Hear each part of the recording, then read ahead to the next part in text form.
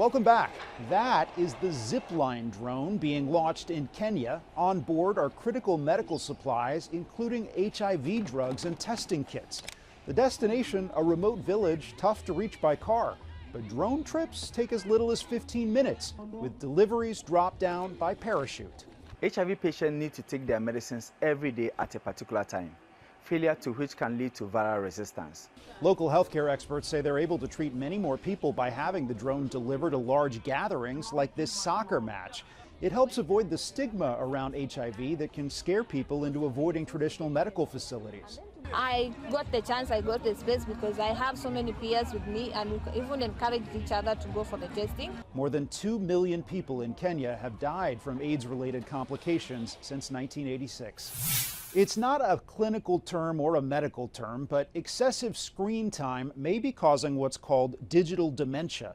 The average American is using the internet for about 7 hours a day. All of that incoming stimuli and constant distraction could be warping the brain, causing symptoms like decreased ability to focus, forgetfulness, anger, and depression. Constantly being pinged by screens, distracted, is going to interfere with brain development. Author and psychologist Jonathan Haidt says it's even more harmful for kids. So they're online more than 10 hours a day, and a lot of it is just short videos. This is going to change the way the frontal cortex is developing. That's the seat of executive function, control. To counter those effects in kids, Haidt suggests no smart devices before age 14, no social media until 16, phone-free schools, and more free play and independence. In Congress, the Senate passed the Kids Online Safety Act that would stop social media companies from using algorithms to push harmful and addicting content to children. The bill dies if it doesn't pass the House by the end of the year, and Haidt says it may take years to get new legislation.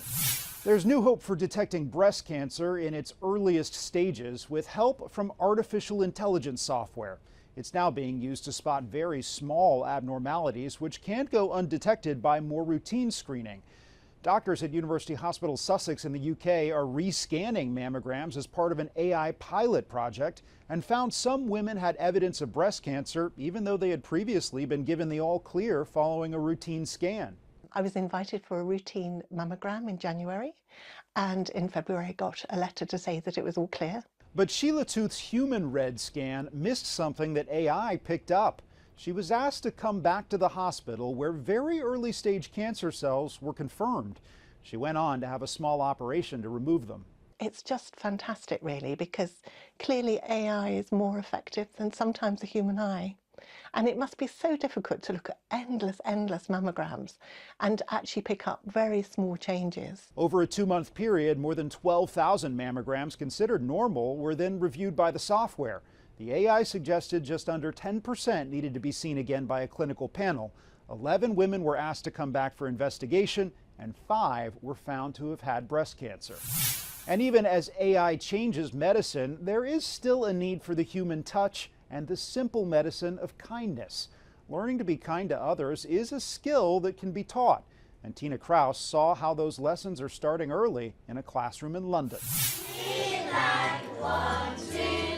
Second graders are busy counting at this elementary school in London, but not for math class. My bucket's already getting full. They're adding up ways to show kindness and filling buckets full of thoughtful gestures. Give a hug, play together, help friends. What began as a fundraising project for children's charities Wow, my bucket is so full of happiness. has spiraled into a continuous campaign where every act of compassion counts. I give my heart to everybody.